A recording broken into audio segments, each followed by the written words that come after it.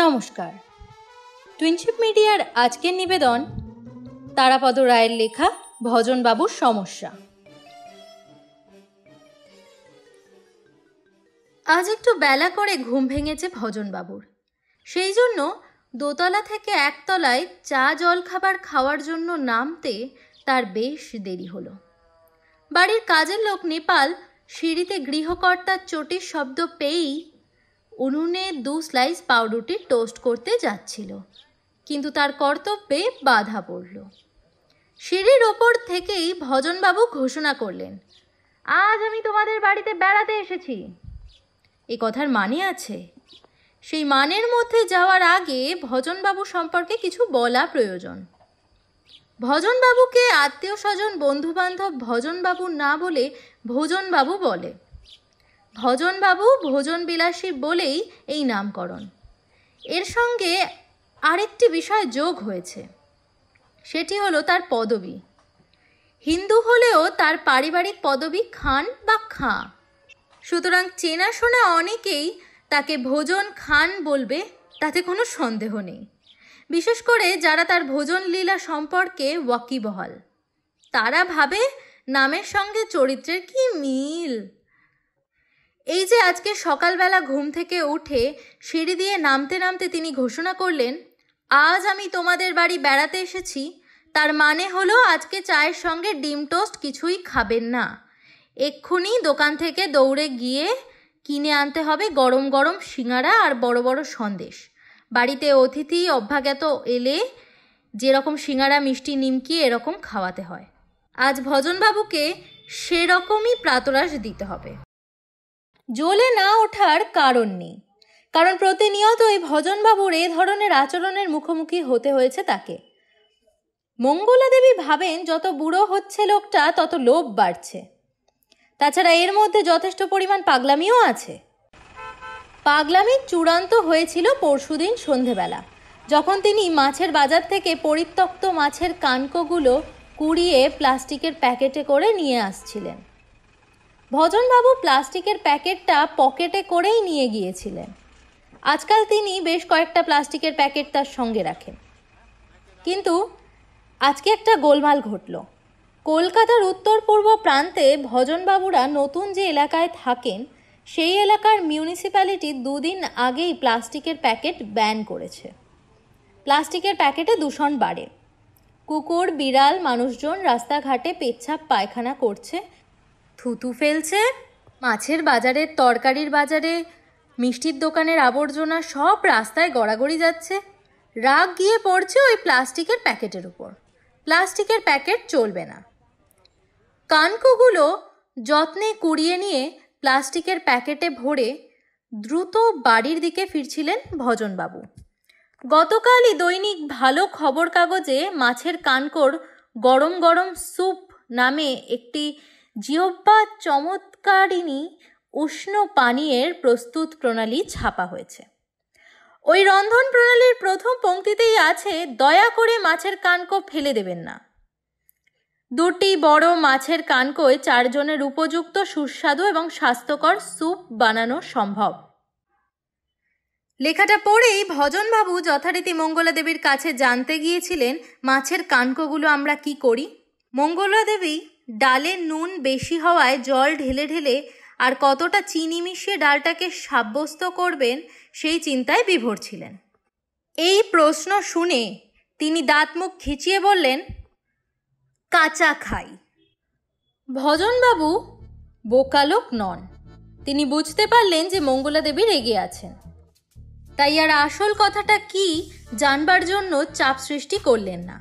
তিনি গোপনে সিঁড়ির আড়ালে নেপালকে নিয়ে গিয়ে নিচু গলায় জিজ্ঞাসা করলেন, মাছের কানকোগুলো আমরা কি করি রে?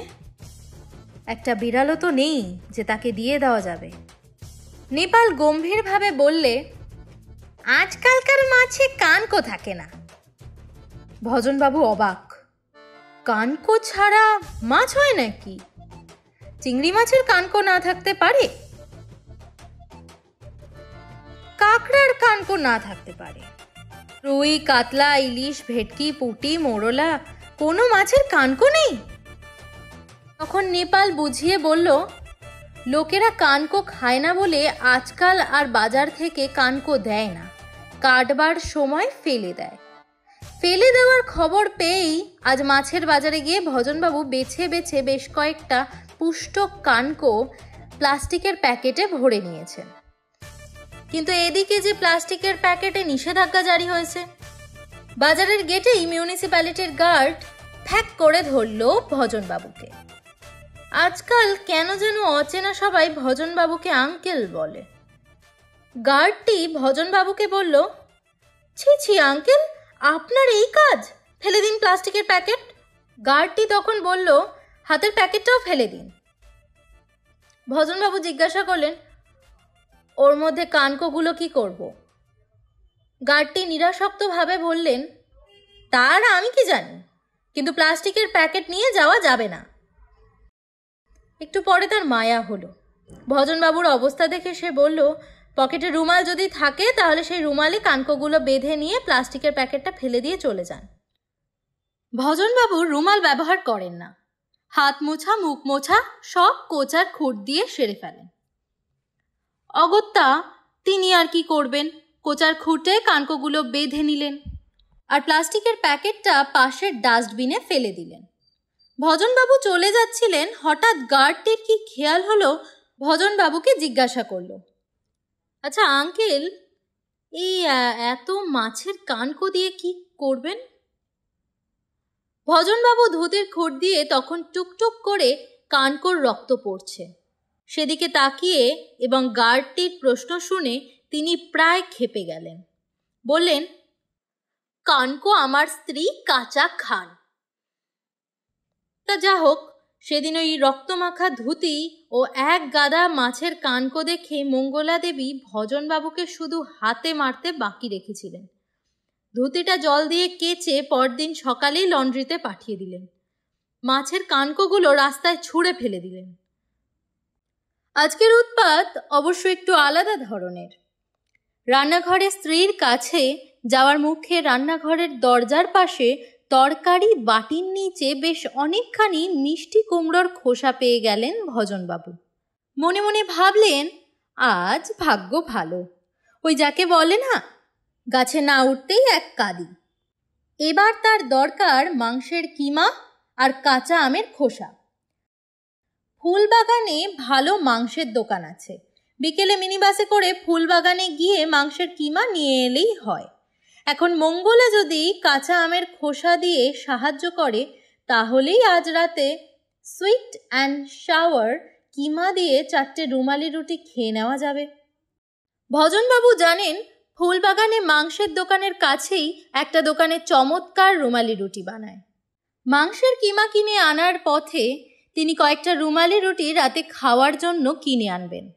এতটা হিল্লে হয়ে যাওয়ায় প্রফুল্ল চিত্তে ভজনবাবু মঙ্গলা দেবীকে গিয়ে বললেন, ওগো, আজ রাতে সুইট অ্যান্ড সাওয়ার কিমা হবে, সেটা রুমালি দুটি রুটি দিয়ে খাবো। আজ আমি ইফতার করব।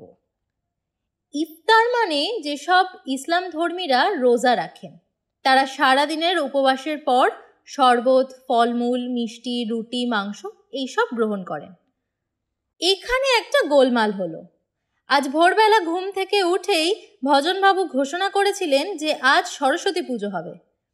পুজো টুজো কিছু নয়, এই কথাটার পরিষ্কার মানে হলো আজ দুপুর বেলায় ভোগের মতো রাঁধতে হবে। খিচুড়ি, লাবড়া, বেসন দিয়ে বেগুন ভাজা, আলু কপির ডালনা, টমেটোর চাটনি, পায়েস। সকালবেলাতেই ভজনবাবুর বায়না শুনে সেই মতো আয়োজন করেছেন মঙ্গলা দেবী। এখন কার্তিক মাস চলছে, বাজারে আলু, কপি, টমেটো সবই দুর্লভ। বহু কষ্টে সেগুলো নেপালকে দিয়ে কিনে আনিয়েছেন। লাবড়া, টমেটোর চাটনি, ফুলকপির ডালনা সবই তৈরি হয়ে গেছে। খাওয়ার আগে খিচুড়িটা ফুটিয়ে নিতে হবে আর বেগুন ভাজাটা বেসন দিয়ে ভাজতে হবে। এগুলো আগে করে রাখা যায় না।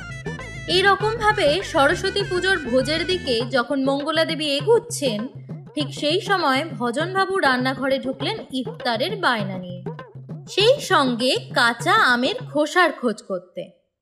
মঙ্গলা দেবী ভজনবাবুর আবদারে পাত্তা না দিয়ে বললেন, কার্তিক মাসে কাঁচা আম কোথায় পাবে, আর সরস্বতী পুজোর দিন ইফতার হবে কি করে?